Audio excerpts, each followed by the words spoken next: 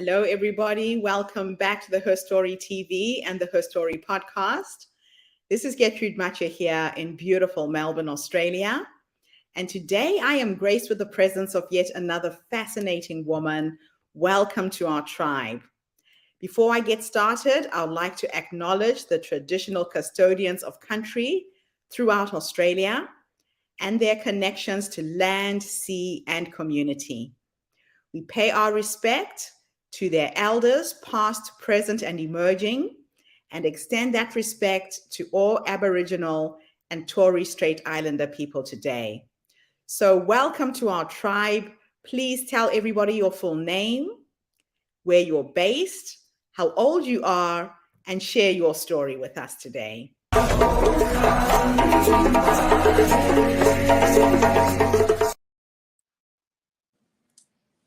Hi, I'm Lynn Julian.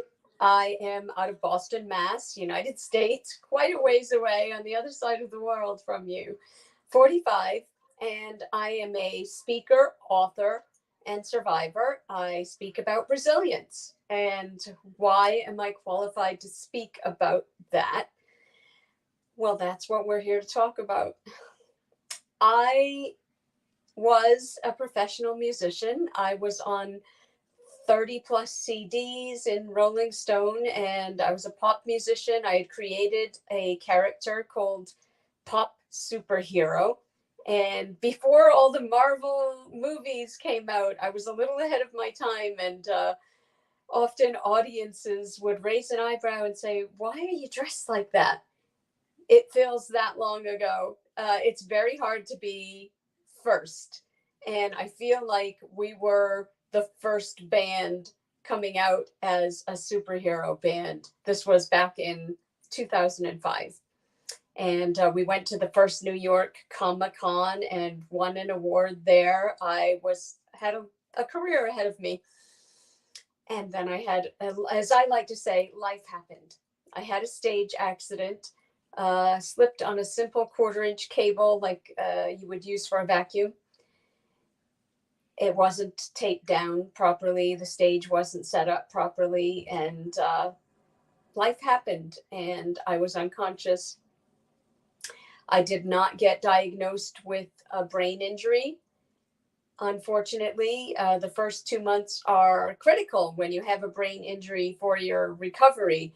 I spent 6 months before I actually got a diagnosis, and I ended up having 2 holes way past my eardrum, way inside my ear. The long story short, I went through a lot of unnecessary special torture after my trauma of losing my career and losing my health. I moved in on my partner's couch and lived there for a year, could not lie down to sleep, could not sit up to eat. I felt like I was merely existing. And that's when I decided to fight back. My doctors were telling me that you need to learn to live with this. You need to learn to love the new you. I'm all about the positivity. But there is such a thing as toxic positivity. People who are telling you to be positive in the face of adversity when you have not yet exhausted your resources. You haven't yet advocated for yourself. And I hadn't done any of those things. I was just taking the doctor's word for it, taking the pills that they were giving me. There were lots and lots of medications, not doing well with them at all, and being blamed and shamed for it, that they thought it was a mental health issue. They thought that I wasn't really taking the medications. They said the doses were too low for them to actually give me the side effects that I was alleging. So I fought for 6 years to get out of the wheelchair, to start walking again. They kept telling me there wasn't any reason they could see that I should have been in a wheelchair. So therefore, again, this was a mental health issue. Cutting to the chase, spoiler alert, none of it was a mental health issue. I learned to walk again after a few years, on and off. And the first year is the worst year. That's my advice to everybody for any trauma of any kind, a new job, a new house, a loss of a loved one. It seems a bit of a cliche, but it does get easier. It never goes away. People will tell you pain goes away. I don't believe that's true. I believe you learn to embrace the new normal. You learn to love the new you if the trauma happened to you personally. But it never goes away. You can't go backwards and become you just after trauma, you want things to normalize. You want to go back to who you used to be. You want your life to go back to what it used to be. Impossible. That is an impossible ask. And what I learned after that first year was you have to set realistic goals. Me going back to my music career at that time, not a realistic goal. The goals that I was setting for myself, I was failing. And it made me feel like a failure. I was very depressed. And so the advice that I now choose to speak and write to help others avoid the mistakes that I made. After 3 years trying to get out of the wheelchair, I started using a cane and an electric scooter to the amusement of my friends. I was the girl on the mobility scooters, and they're showing up on their cars and their fancy outfits, and I'm coming up with my cane and my scooter.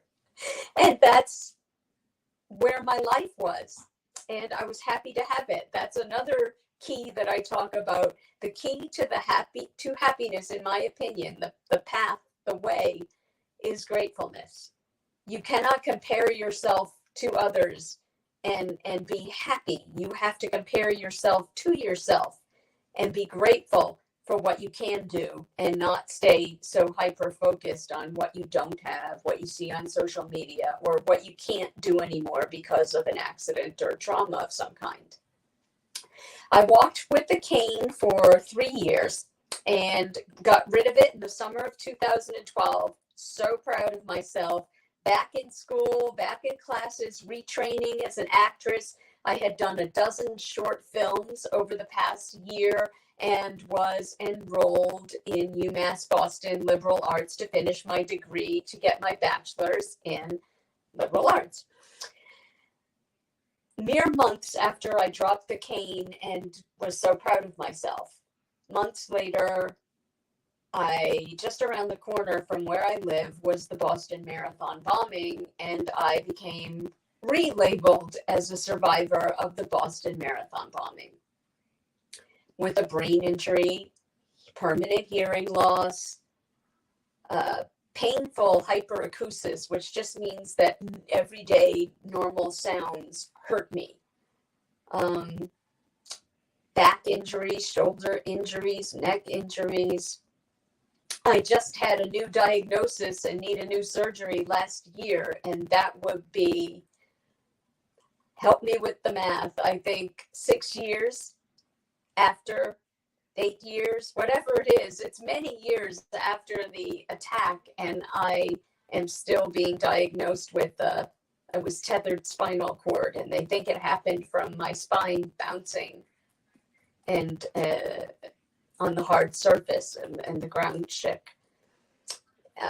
Anyway, people think of trauma as happening in a moment, or repetitive trauma as just happening in those moments that it happened. But for me, sometimes what happens after the trauma is just as re-traumatizing as the trauma itself. I again had more what we call invisible injuries, internal injuries that you cannot see. Other people lost limbs in this attack. People died in this attack, and I felt unworthy of support and medical attention because my injuries were all internal. And unfortunately, because there were so many people with external injuries, I was treated just that way. I did not go to the hospital on the day of the attack. I chose to wait to the next day because I was not bleeding. And the next day I called the ER and checked and made sure it was okay for me to come in. I stayed there all day long. They did not give me doctors to see. And I finally discharged myself, very angry. And all they wrote on my discharge papers was anxiety. Now, to repeat, I wear hearing aids. I have permanent hearing loss. I have hyperacusis, brain injury, neck, shoulder, and back injuries. And now I've just been diagnosed with Craniocervical Instability, which means they have to put screws in the back of my neck and a plate to attach it to my skull permanently. So, because I'm unstable. And spinal cord is tethered and stuck in place, and it's making me unable to digest food and process food properly. All of this was dismissed as not, as mental health issues because they were internal injuries. So now I've devoted my life to trying to advocate for myself and others. I meet with senators every year, several times a year, to talk about rare diseases, of which I have developed 9 rare conditions since the Boston Marathon bombing. I talk about migraines. I have chronic migraines. I've published, pardon my processing speed, it's late at night here, and I am speaking slowly because it's been such a long day. I walk and talk much better than I did then because of hyperbaric oxygen therapy, which heals tissue. It heals all tissue. I was not offered these treatments. I volunteer for clinical trials, and that's how I got access to HBOT. So if you have a tissue injury, like a brain injury, hyperbaric oxygen therapy is something to check out.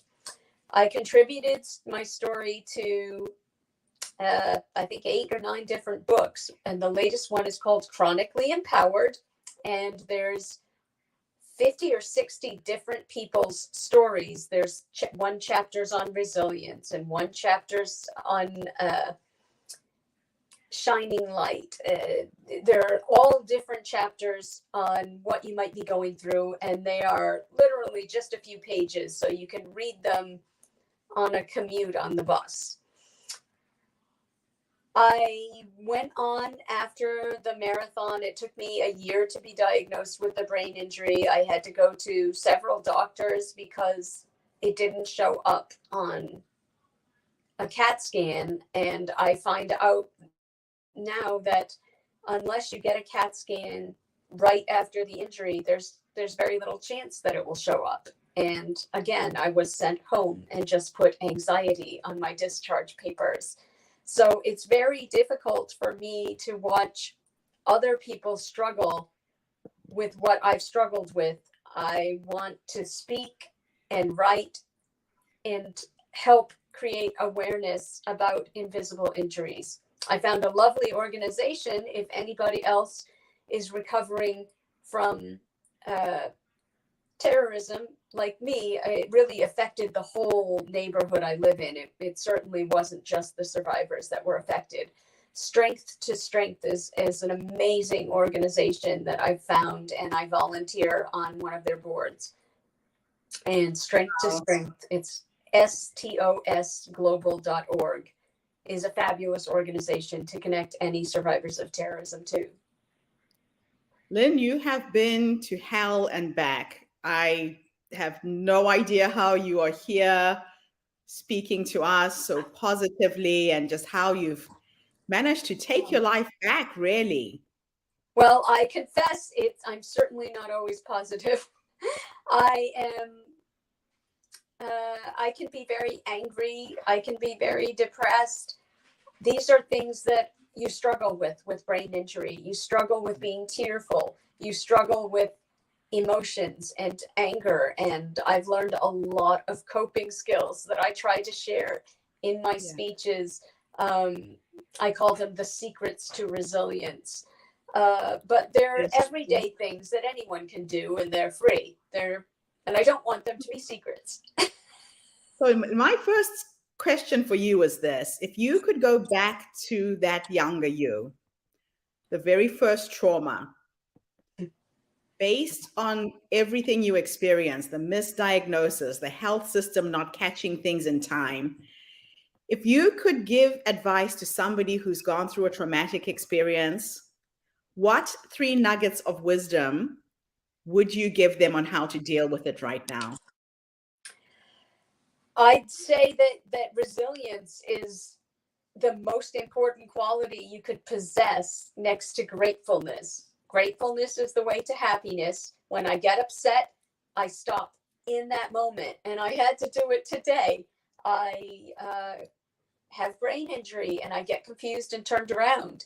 I was trying to get home from a medical appointment and I couldn't understand Google Maps. I thought I understood them. I walked half an hour out of my way. So that was an hour out of my way. And I was quite frustrated. So I stopped myself and I said 3 things right now that you're grateful for. 1, it's a beautiful day out. It's not raining. It's lovely. 2, you have your service dog with you. You're not alone. 3, you ate a big breakfast, so you're not hungry. Now, you feel a little better immediately, don't you? Yeah, okay, I do. And you finish and you walk and you find a way and you get home. Resilience. This is not something they teach us in school, but it sure should be. It's not about how many times you fall. I'm working on an even 10 rare conditions. I'm 1 away. It's not about how many times you're traumatized. I am called someone with complex trauma because my traumas started before my stage accident, before the marathon bombing. There were other traumas. It's about not how many times you fall, how many times you get back up. That's all that matters. That is just amazing. And such a positive way to frame things, because we forget sometimes. And one of the biggest things that you've said for me today is gratitude. An attitude of gratitude. Yes. Yeah. That is my go-to space when I'm having a bad day. I just go back to where am I in the world right now? What am I really grateful for? And it just brings me back into alignment. To be present. Now, exactly, it does, right? Now, let me take you into your future, the future you. You're now 100 years old. You're sitting in your rocking chair. You've overcome all of these odds. If you could have a conversation with the future you, based on how you're living your life right now, what would you say to her? What would I say to my future self right now? Or what would my future self say to me? I think if I'm lucky enough to be alive a long time in the future, I would say, stop sweating the small stuff and start celebrating it. We are so quick to find fault. We are so quick to be disgruntled, to be offended in this particular time in our culture. It feels like we're seeking out things to be offended about just so we can be heard, just so everybody's inner need is always to be heard. We want to be heard. That creates trauma when you don't feel heard, when you feel dismissed. I would tell myself, you sweat the small stuff and stop that. But if you're going to sweat the small stuff, provide balance in your life by celebrating small stuff too. So the scales are equal.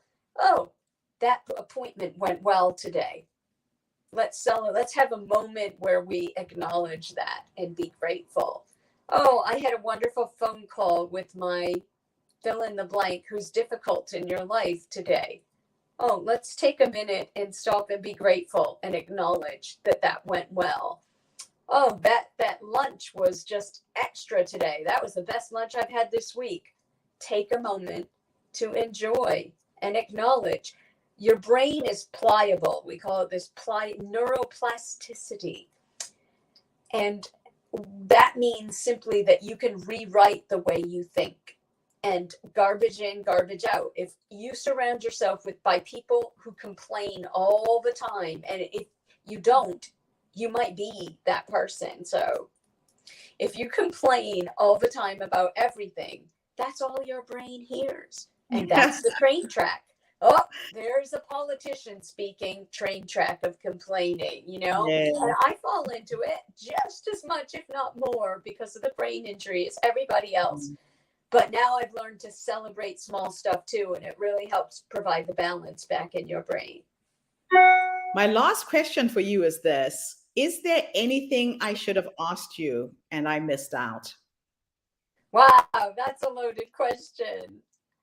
Wow. I guess advocacy. The one one thing that was most missing from my life after my stage accident, I thought, was a job. Because in American culture, productivity is seemingly sometimes all we value. Have you been productive today? What did you do? And everybody sort of bragging about who's more productive than who. I felt very unproductive living on a couch and not being able to even take care of myself. I thought, that my purpose had been taken from me, and that my purpose was to work and be a magician. Sometimes I feel like that. My purpose need to be reinstated. So I started retraining as an actress, because I thought, I need to work. I need to be productive. I need to have a purpose. Well, I found a great purpose in advocating. And so I call myself a patient advocate or a patient consultant. I work with large companies, sometimes pharmaceutical or medical companies, and sometimes they are government companies. Sometimes it's people writing research papers. I volunteer for clinical trials every year, advocating for myself and for others who cannot speak for themselves. Like, I was on the couch for a year. I could not speak. I've been through speech therapy twice. I just was diagnosed with long COVID last month. So I am going through speech therapy again now, because COVID has slowed down my brain again, even more than after the HBOT that I got after the 3 years after the marathon bombing.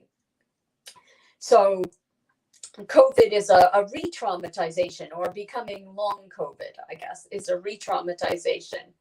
And I've lost our train of thought a little bit. You use every experience, you harness it, you do something about it, and that's what keeps you so positive. Right, advocate. I love it. Just listen to your doctor or listen to anybody. Yeah. Do your research. Google Scholar is great for medical research. Do your research and use reputable sites to do your research.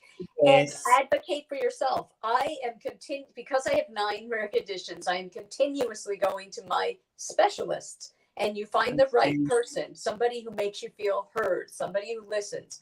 And I am telling them, here's this new medication, here's this new testing, here's what's the latest research and clinical trial. And a good person will put their ego aside and hear you. Yes, yes. Thank you so much. Well, thank you for coming online today and sharing your nuggets of wisdom with us. I wish you luck in everything you're doing, in the book. And thank you to everybody who tuned in today. I'll be back again tomorrow with yet another amazing guest. In the meantime, have a fantastic day, morning, or evening, wherever you are in the world. Thank you so much, Lynn. Thank you. Bye. Bye.